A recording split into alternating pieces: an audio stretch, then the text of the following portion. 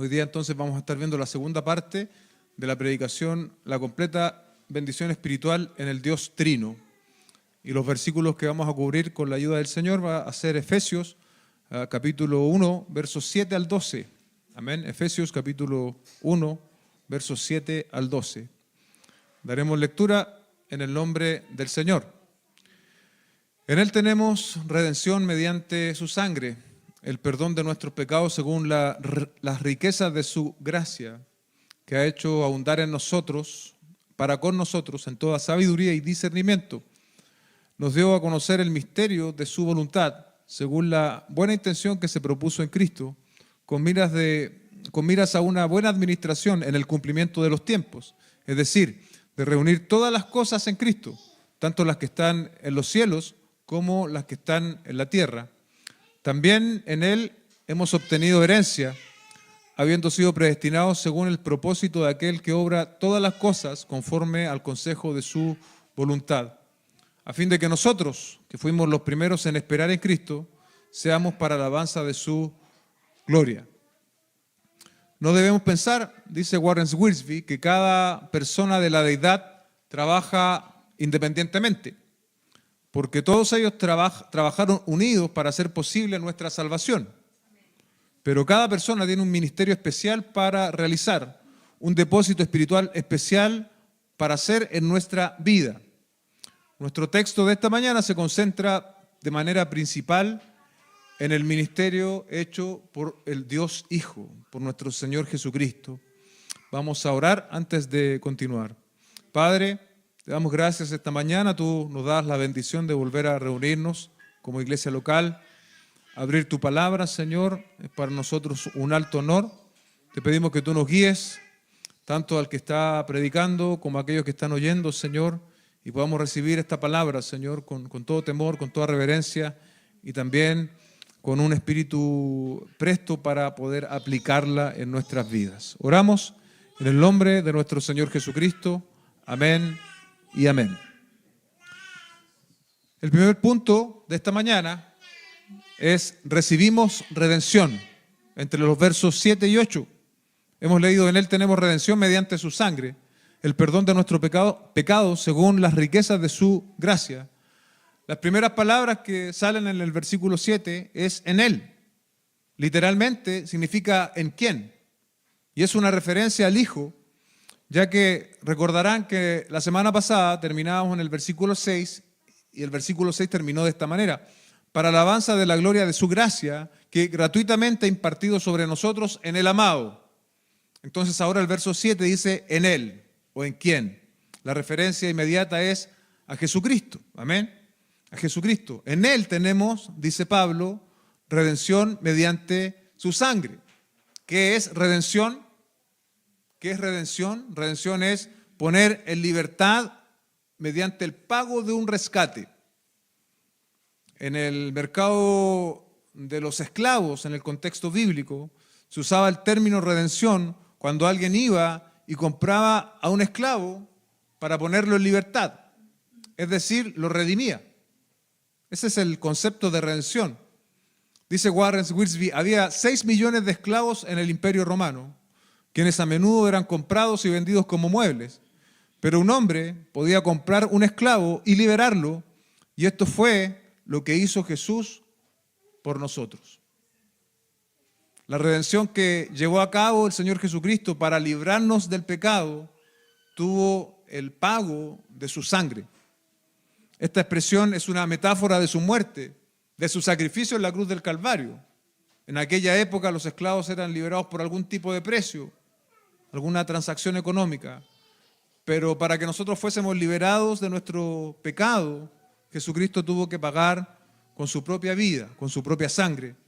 Hebreos capítulo 9, verso 22 dice: y según la ley, casi todo ha de ser purificado con sangre, y sin derramamiento de sangre no hay perdón de pecado. Sin derramamiento de sangre no hay perdón de pecado. El propio texto nos deja claro en qué consiste esta redención. Dice: en Él tenemos redención mediante su sangre, el perdón de nuestros pecados. el perdón de nuestros pecados. ¿Qué significa la palabra perdón? La palabra perdón literalmente es llevar fuera. Y aquí tenemos que remontarnos al Antiguo Testamento, en el ritual judío, en el Yom Kippur que celebraban los judíos, en el día de la expiación. En primer lugar, el sacerdote tomaba 2 machos cabríos, uno para el sacrificio, y la sangre de este se esparcía ante Dios en el propiciatorio de manera, digamos, gráfica. Pero el otro macho cabrío, el sacerdote lo tomaba, ponía sus manos sobre él, como una especie de simbolismo que estaba poniendo los pecados del pueblo, y era llevado al desierto de manera que ese macho cabrío se perdiese. Entonces, en ese que estaba representando no el llevar los pecados lejos, ahí está el sentido de perdonar, de llevar fuera. El Señor Jesucristo lo hizo de una vez y para siempre, y Él llevó nuestros pecados fuera. Esto es maravilloso, iglesia, para no acordarse más de esos pecados. De una vez y para siempre, el sacrificio de nuestro Señor Jesucristo es suficiente para perdonar nuestros pecados. No sé si a ti te pasa, pero a veces nuestro cerebro nos juega malas pasadas, ¿no? Y experimentamos sentimientos de culpabilidad respecto de pecados pasados. Es buena esta verdad bíblica entonces. Es necesaria esta verdad bíblica para nosotros, para que recordemos que nuestros pecados fueron llevados lejos. Mucho más lejos de lo que podía llegar ese macho cabrío perdido en el desierto. Dios nos acordará más de nuestros pecados, porque Cristo pagó por ellos en la cruz del Calvario. Ninguna acusación escrita se levanta contra nosotros, porque nuestros pecados han sido quitados. El pecado nos ha empobrecido, pero la gracia del Señor nos ha enriquecido, dice Warren Wiersbe. La humanidad no regenerada está en esclavitud espiritual, vendida al pecado, y aparte de Cristo no hay manera alguna de ser librado de esta cautividad. El Evangelio es la palabra de liberación.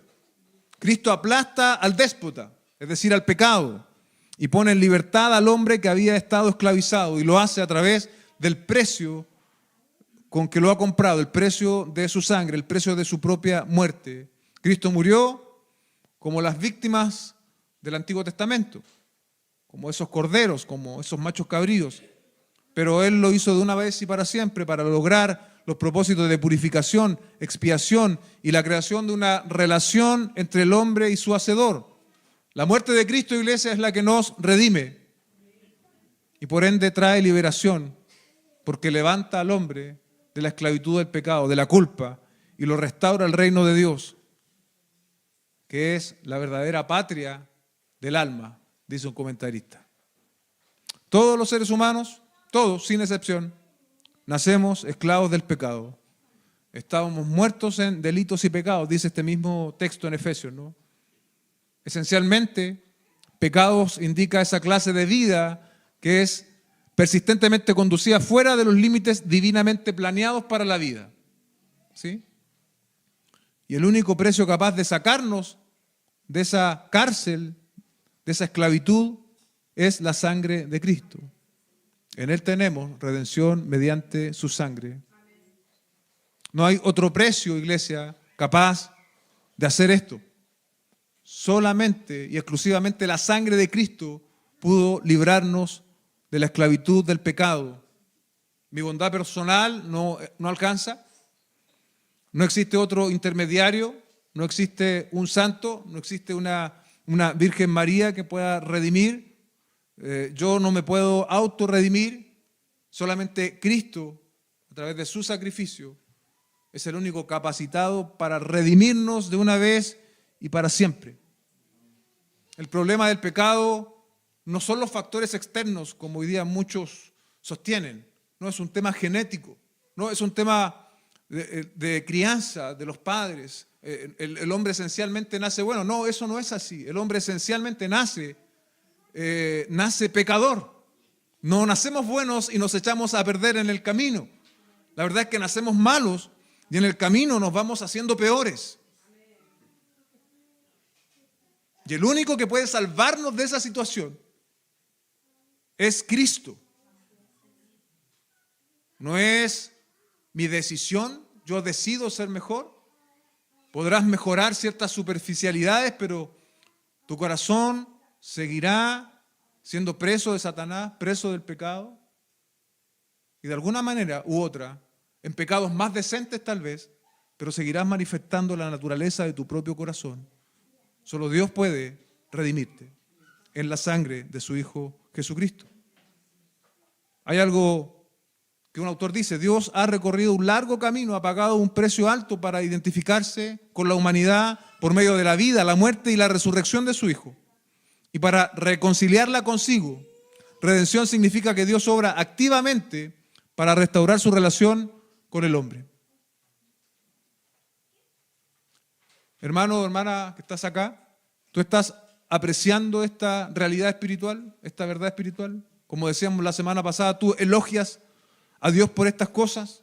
¿O simplemente ves la redención como algo que está por sentado, como casi algo merecido, como algo que ya ocurrió en el pasado, por lo tanto yo ya no necesito pensar tanto en estas cosas? La verdad es que necesitamos constantemente recordarnos este tipo de verdades espirituales, de la redención, del perdón de nuestros pecados, desde donde el Señor nos sacó, porque vagábamos sin rumbo, éramos esa oveja descarriada, no íbamos para ningún lado y el Señor nos alcanzó.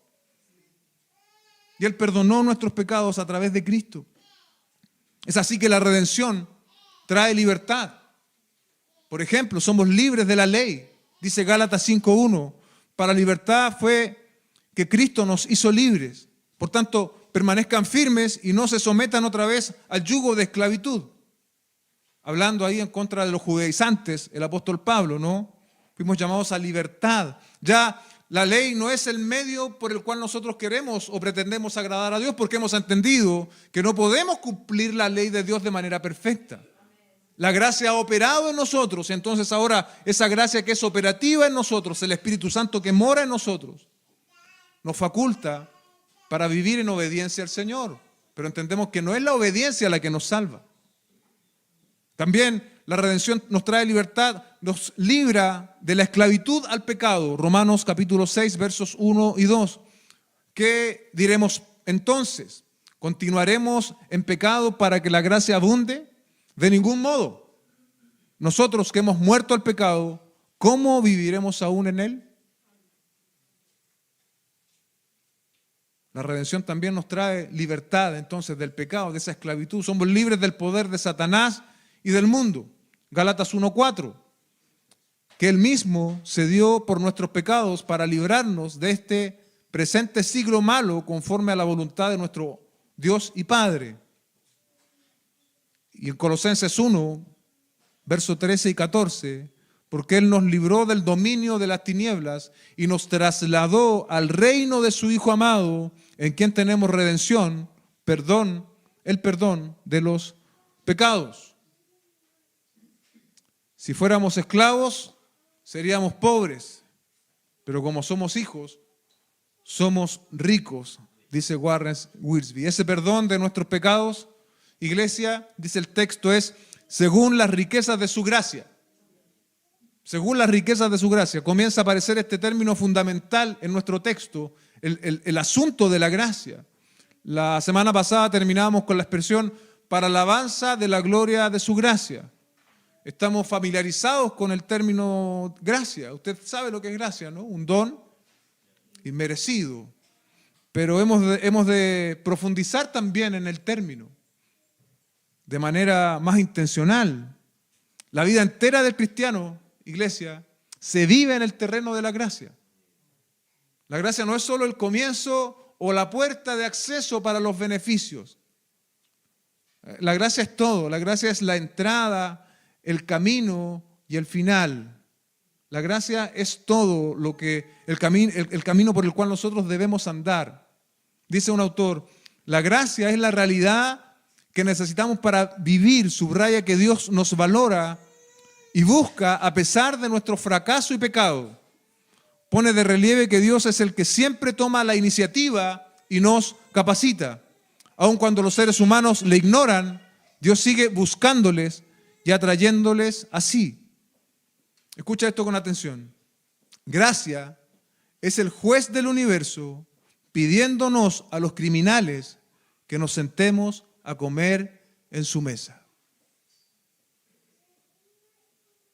Estas riquezas de su gracia son abundantes. La semana pasada en el verso 4 leíamos, bendecidos con toda bendición espiritual. Parece un lenguaje exagerado, ¿no? Parece una hipérbole, dirían algunos más técnicos, una exageración. Pero esta es la realidad sorprendente de la gracia y de la bendición espiritual que nosotros los creyentes tenemos en Cristo.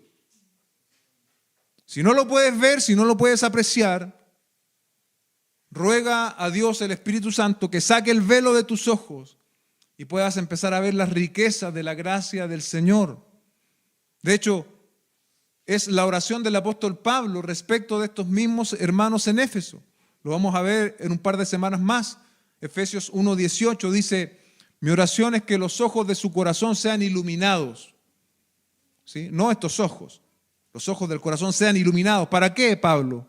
Para que sepan cuál es la esperanza de su llamamiento. Ese es el primer punto. Pero mira aquí, ¿cuáles son las riquezas de su gracia, de su herencia en los santos? Estamos en el contexto de la iglesia, hemos nacido de nuevo, somos verdaderos creyentes, pero aún no hemos llegado a ver con claridad las riquezas de la gracia del Señor. Por eso el apóstol Pablo ora de esta manera. Y por eso también nosotros debemos orar de esa manera. Señor, cuando hemos cultivado un espíritu de ingratitud, de queja, como que todo está mal. Pero si tenemos a Cristo, iglesia, si somos beneficiarios de la gracia del Señor, no puede ser que todo está mal. Nos está pasando esto, no estamos viendo las riquezas de la gloria de su gracia. Necesitamos que Dios limpie nuestros ojos, que afine nuestra vista para poder ver la riqueza de la gracia del Señor. Oramos, Señor, abre nuestros ojos para contemplar las riquezas de tu gracia, de tu perdón, de la redención que nos has ofrecido a través de Cristo Jesús. El término riquezas de su gracia aparece mayoritariamente aquí en el texto en Efesios. Podemos leer Efesios 2:7 a fin de poder mostrar en los siglos venideros las sobreabundantes riquezas de su gracia por su bondad para con nosotros en Cristo, un propósito de la iglesia. Efesios 3:8, a mí, que soy el menos que el más pequeño de todos los apóstoles, se me concedió esta gracia, anunciar a los gentiles las inescrutables riquezas de su gracia, de la riqueza de Cristo, perdón. Y luego en el 3:16, le ruego que Él les conceda a ustedes, conforme a las riquezas de su gracia, el ser fortalecidos por poder, por su espíritu en el hombre interior. Su gracia tiene una riqueza de recursos. Definitivamente incluyen también el perdón y la restauración. Las bendiciones, iglesia, que Dios nos da son exuberantes. Sobrepasan nuestras expectativas. El recibir el perdón de Dios de nuestros pecados ya es algo que nos sobrepasa, debiese sobrepasarnos. Si usted cree que merece el perdón de Dios, permítame decirle que usted está equivocado. Nosotros merecemos el justo juicio de Dios, no el perdón de Dios. Por lo tanto, quienes recibimos el perdón y somos conscientes de eso, tenemos que levantar manos delante de Él y decirle, gracias, Señor. Gracias, Señor, por tener misericordia de mí. El recibir perdón no es un derecho, es una gracia del Señor, es una manifestación de la inescrutable gracia, de la gran gracia del Señor. Recibimos algo que no merecíamos, algo que en nuestros recursos y posibilidades era imposible de conseguir, el perdón de nuestros pecados. Quiero citarles un pasaje a modo de ilustración. Mateo 18, vamos a leer desde los versos 23 al 27.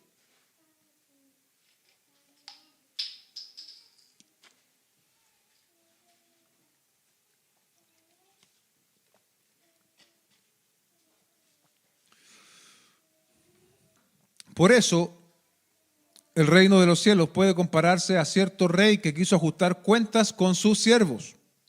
Al comenzar a ajustarlas, le fue presentado uno que debía 10,000 talentos, 216 toneladas de plata.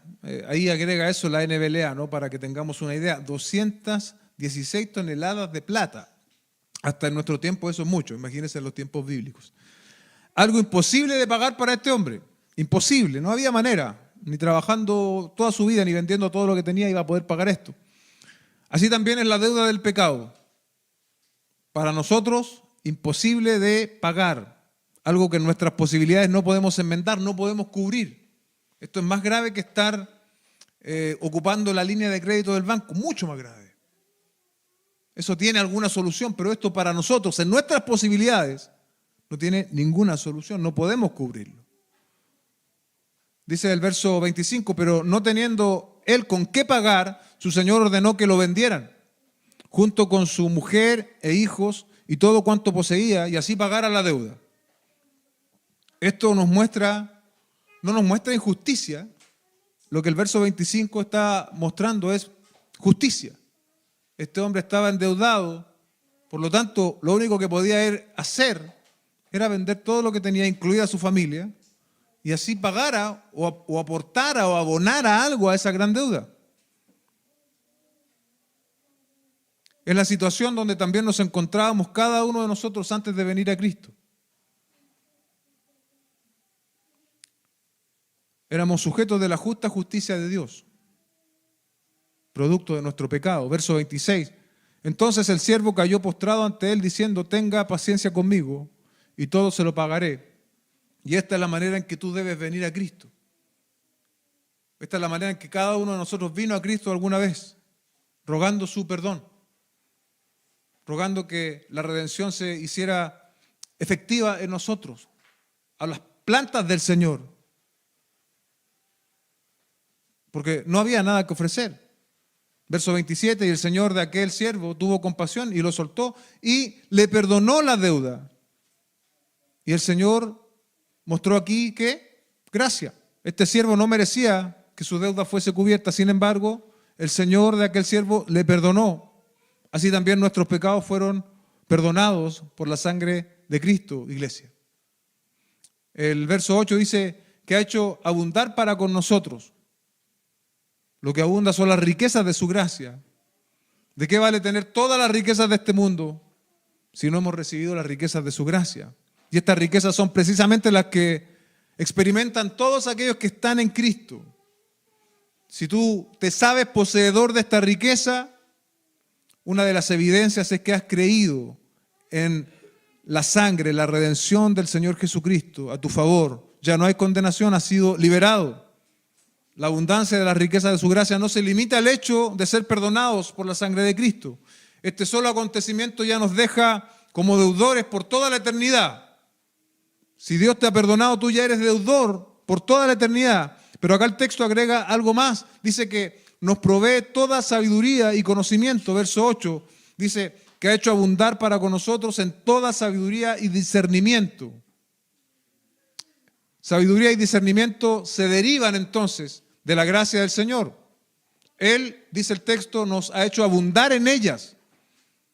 Estas dos palabras, según un texto consultado, sería algo que técnicamente se denomina endiadis, que es una figura que busca expresar un solo concepto con dos nombres coordinados. Es decir, estos dos nombres coordinados quisieran expresar lo mismo, sabiduría y discernimiento. En otras partes de la Biblia podríamos encontrar sabiduría y discernimiento como conceptos distintos, pero parece todo apuntar a que en este sentido se está refiriendo a un solo concepto, a una sola idea, y por lo que estamos leyendo y entendiendo, tiene que ver con haber comprendido, ¿no? Con haber aceptado y comprendido el plan del Señor. Dice el comentario de MacArthur, quiere decir que Dios nos da todos los recursos suficientes para entenderle y andar en esta vida día tras día de una manera que refleje su bondad y le agrade. Él nos da con generosidad los medios necesarios para entender su palabra y también para saber cómo obedecerla. En ese sentido es entonces que nosotros somos sabios y tenemos discernimiento o inteligencia, como traducen otras Biblias. Entender el acto de redención, haber creído en Cristo, es una muestra en nosotros de la sabiduría y el discernimiento de Dios. que la gracia ha desplegado en nuestras vidas. Pero no es todo, como vamos a ver a continuación. Dice, después que Dios quita el pecado, esto es, llama la atención, después que Dios quita el pecado, es decir, somos redimidos, no nos deja en un vacío espiritual, moral y mental, donde tengamos que ingeniarnos la manera de hacer funcionar las cosas. O sea, no es como que el Señor diga, te redimí, ahora ve y haz lo mejor que puedas. No, junto con el acto de la redención, la gracia se expresa en que Dios nos da también sabiduría e inteligencia o discernimiento. Él nos da exuberantemente sobreabundancia de sabiduría e inteligencia de acuerdo a la riqueza de su gracia, como así también hace sobreabundar para con nosotros su perdón conforme a esas riquezas. Estamos equipados para vivir esta vida, estamos equipados para entender lo que Dios nos revela en su palabra, ciertamente porque Él nos ha dado de las riquezas de su gracia, de su sabiduría, de su inteligencia, de su discernimiento. Y es aquí que conectamos esta idea, ¿no?, con el segundo punto de la predicación. Conocimos el misterio de su voluntad entre los versos 9 y 10, conectado a la idea de sabiduría e inteligencia. Ahora leemos, nos dio a conocer el misterio de su voluntad, según la buena intención que se propuso en Cristo. Al decir la buena intención que se propuso en Cristo, entendemos ahora que está hablando de Dios Padre. ¿Sí? Está hablando de Dios Padre. El verso 9 está hablando de Dios Padre. Dice, nos dio a conocer el misterio de su voluntad, según la buena intención que se propuso en Cristo. Es una referencia al Padre. El Padre es entonces quien nos da a conocer el misterio de su voluntad. Esa sabiduría, ese discernimiento, también nos permiten ahora comprender este misterio de su voluntad. ¿Y qué es la palabra misterio? No tiene mucho que ver con lo que hoy día nosotros conocemos como misterio. ¿Sí? Habían programas antes en la televisión, misterios sin resolver, cosas de ese tipo. No tiene que ver con eso. El concepto bíblico de misterio es bastante más específico y se refiere a algo que no había sido revelado y que ahora es revelado a los hijos del Señor, que Dios ha revelado de manera clara. No es más que eso. Significa un secreto sagrado, antes oculto, pero ahora revelado por Dios a su pueblo, a su iglesia. Dice, según la buena intención que se propuso en Cristo. ¿Qué nos quiere decir esta expresión? Que no fue el resultado de ninguna presión externa. O sea, ¿quién podría presionar a Dios? Nadie puede presionar a Dios, sino que fue producida, o el resultado fue su propio propósito de gracia, dice Willard Taylor. ¿En qué consiste dicha revelación o dicho misterio? Bueno, acá el verso 10 nos ayuda un poco a entender eso, con miras a una buena administración en el cumplimiento de los tiempos. Es decir, de reunir todas las cosas en Cristo, tanto las que están en los cielos como las que están en la tierra. Otra versión, la NBI, dice, para llevarlo a cabo cuando se cumpliera el tiempo, esto es, reunir en Él, en Cristo, todas las cosas, tanto las que están del cielo como las que están en la tierra. El verso 10 es un verso complicado dentro de nuestra exposición de esta mañana, pero permítame explicárselo acudiendo a algunos eruditos, algunas personas que están capacitadas para esto. Este es el gran propósito en el que Dios incluye todos los aspectos menores del propósito que Él había hecho en su interior, Dios mismo. El establecimiento de un nuevo orden, una nueva creación de la cual Cristo es la cabeza reconocida. Por eso habla de reunir todas las cosas. Reunir, de hecho, literalmente significa traer a culminación. Se usaba también en la retórica para hacer la referencia a un resumen final, reunir. Generalmente indicaba una clase de resumen o reunir todos los aspectos de algo hasta para atar un grupo de hebras o sogas. Todos los caminos, todo lo que va a converger en Cristo. Va a ser la cabeza, la autoridad suprema y final. Pablo parece estar declarando que Dios se propuso reunir en sí mismo todas las cosas en Cristo. La armonía que Dios originalmente intentó que existiera ha sido destruida por el pecado. Ahí usted tiene que pensar en Génesis, ¿sí? La intromisión del pecado destruyó la armonía que Dios había creado. Ahora en Cristo Jesús, Él inicia un movimiento para restaurar dicha armonía. Lo que se perdió en Edén, producto del pecado de nuestros padres, es restaurado en Cristo, pero ahora, iglesia, esto es restaurado de una manera superior. En Edén existía la posibilidad de pecar. De hecho, nuestros padres pecaron. Pero en la obra final que va a ocurrir de manera escatológica, ¿no?, cuando Cristo vuelva por su iglesia, allí ya no va a existir la posibilidad de pecar. ¿Por qué? Nuestros cuerpos van a ser glorificados. Lo que se perdió en Edén con el pecado de nuestros padres es restaurado entonces en Cristo. Dice John Stott, actualmente hay una discordancia en el universo, pero en el cumplimiento de los tiempos, el desacuerdo cesará y la unidad que anhelamos vendrá a ser la realidad bajo la autoridad de Jesucristo.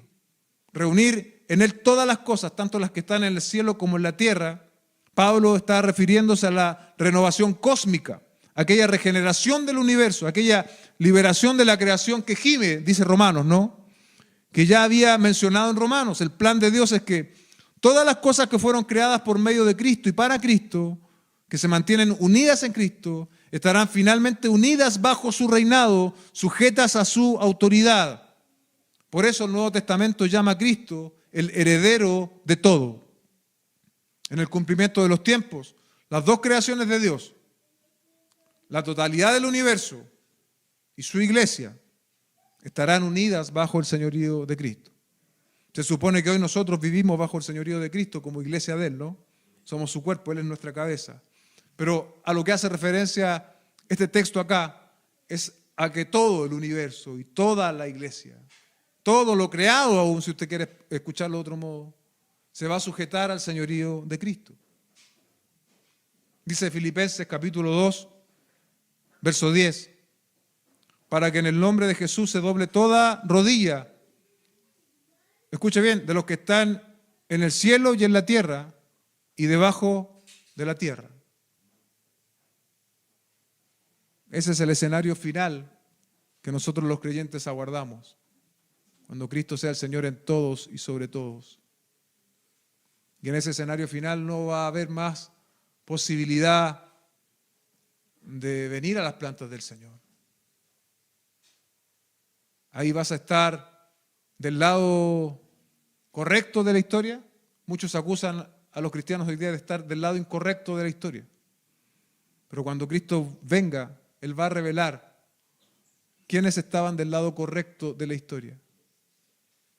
Porque unos serán llamados a juicio y otros a salvación. Unos serán llamados para vivir eternamente en la presencia del Dios Trino y otros serán llamados eternamente para el juicio eterno en el infierno. Todos tendrán que confesar, toda rodilla tendrá que confesar. El punto número 3 de nuestra predicación, recibimos herencia. Entre los versos 11 y 12, también en Él hemos obtenido herencia, habiendo sido predestinados según el propósito de aquel que obra todas las cosas conforme al consejo de su voluntad. Aquí dice también en Él, es decir, Cristo, hemos obtenido herencia.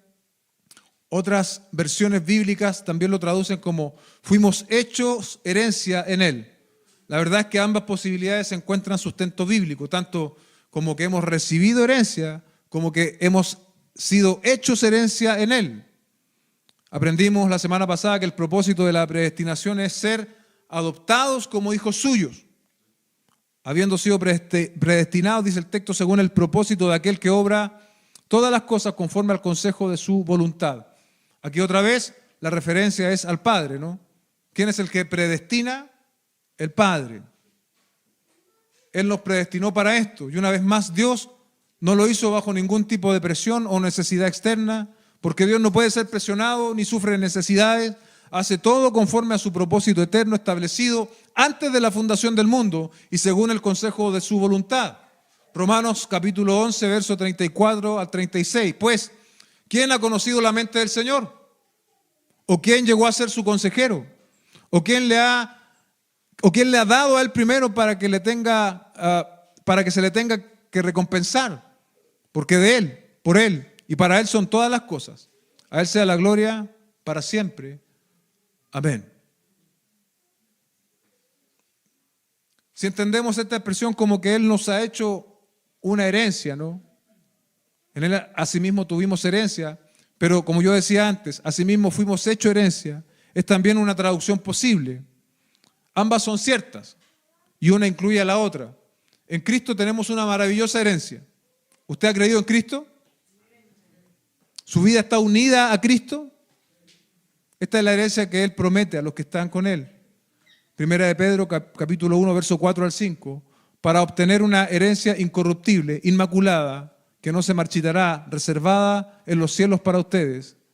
Mediante la fe ustedes son protegidos por el poder de Dios, para salvación que está preparada para ser revelada en el último tiempo. Y cuando entendemos el texto, ¿no?, de manera de que nosotros somos herencia en Él, Él nos ha hecho una herencia, un regalo, ¿no?, un regalo de amor para con el Padre. Dice Warren Wiersbe, piensa en el precio que Dios pagó para comprarnos y hacernos parte de su herencia. Dios Hijo es el regalo de amor del Padre hacia nosotros y nosotros somos el regalo de amor del Padre hacia el Hijo. Vemos entonces, iglesia, como los propósitos de Dios son más elevados que lo que nuestra mente muchas veces puede concebir. Lo que tenemos que pensar al venir a este texto por segunda vez esta semana es que esto no es tanto para hacer discusiones o teorías teológicas. Lo que Pablo está haciendo es alabar el nombre del Señor por estas razones. Y es lo que nosotros también debiésemos hacer. Alabar al Señor, dado que Él nos redimió en Cristo, nos ha dado las riquezas de su gracia, nos ha provisto sabiduría, discernimiento, nos ha predestinado, bien digo, para ser sus hijos, nos ha dado toda sabiduría, todo entendimiento, pero también dice el texto, ¿no?, acá lo acabamos de leer, hemos obtenido herencia o hemos sido hechos herencia delante del Señor. Finalmente, todo esto debe provocar algo en los creyentes, debiese provocar algo en los creyentes que recibieron esta carta y también algo en nosotros esta mañana. Esta bendición debe traer una consecuencia. Verso 12, a fin de que nosotros que fuimos los primeros en esperar en Cristo, o como traduce la NBI, a fin de que nosotros que ya hemos puesto nuestra esperanza en Cristo, seamos para alabanza de su gloria. ¿Se da cuenta? Todas estas cosas que estamos hablando a la luz de la palabra son para que seamos para alabanza de su gloria. Nosotros que dice el verso 12, a fin de que nosotros, muchos eruditos lo entienden como que Pablo está diciendo nosotros los judíos, que fuimos los primeros en esperar o en poner nuestra esperanza en Cristo. Eso tiene un sentido histórico y bíblico. Sin embargo, la expresión para que seamos alabanza de su gloria va más allá solamente de la etnia judía en particular. Todos los creyentes hemos sido llamados por Dios y hemos recibido los beneficios, no las riquezas de su gracia, las bendiciones espirituales en lugares celestes, para que seamos para alabanza de su gloria. El fin último de la obra de Dios mediante Cristo es la alabanza, el reconocimiento y la gloria de Dios. Esto es cierto respecto de los judíos cristianos y también es cierto para los gentiles cristianos como somos cada uno de nosotros. El hombre redimido con el propósito de restaurar la imagen divina que fue mancillada por el pecado, puesto que la intención que Dios tuvo al crear a los hombres fue que ellos reflejaran la perfección de la imagen divina. La meta de la salvación es la meta de la creación. Dios desea que las criaturas que alaben su gloria con la proclamación y el despliegue que en ellos de su propia imagen. Pero por esta razón, bien digo, Él redime a los hombres. Cuando nosotros miramos, hermanos, nuestra frágil existencia humana y lo que Dios nos ha dado mediante la obra de Cristo, ¿cuál debiese ser nuestra respuesta natural? La gloria de Dios. La gloria de Dios. Es un poco lo que está diciendo Pablo. La obra de Cristo nunca, escúcheme bien, la obra de Cristo nunca es para elevar al hombre. Lo que Dios hace a nuestro favor no es para elevarnos a nosotros mismos. Lo que Dios hace en nosotros es para que Dios sea exaltado. No los hombres sean exaltados, sino que Dios sea exaltado. Finalmente, recordemos una vez más la situación en la cual el apóstol está escribiendo esto. Pablo está encarcelado, en un domicilio, en una casa, pero él está encarcelado. Dice John Stott, pero aunque su muñeca estuviera encadenada y su cuerpo imposibilitado, tenía el corazón y la mente llenos de eternidad. Tenía el corazón y la mente llenos de eternidad el apóstol Pablo. ¿Qué es lo que abunda en nosotros hoy, iglesia? ¿Tenemos como Pablo la mente puesta en las cosas de Dios, en las cosas eternas? Otra vez John Stott nos dice, necesitamos ver el tiempo a la luz de la eternidad y nuestros privilegios y obligaciones presentes a la luz de nuestra elección pasada y perfección futura. Entonces, si compartiéramos la perspectiva del apóstol, también compartiríamos la alabanza. Es decir, si usted recibe estas verdades bíblicas, usted va a tener la perspectiva que tenía el apóstol Pablo. Y la perspectiva es que Dios es digno de alabanza por nuestra salvación, por su obra, por lo que Él ha hecho en nosotros. Dios es digno en todo tiempo. Aunque estés en la cárcel, aunque estés pobre, aunque estés enfermo, Dios es digno de ser alabado. Aunque las cosas no resulten como tú esperabas, aunque estés atravesando por el valle de sombra de muerte, Dios es digno de ser alabado. Porque la doctrina, dice Stott, lleva a la doxología.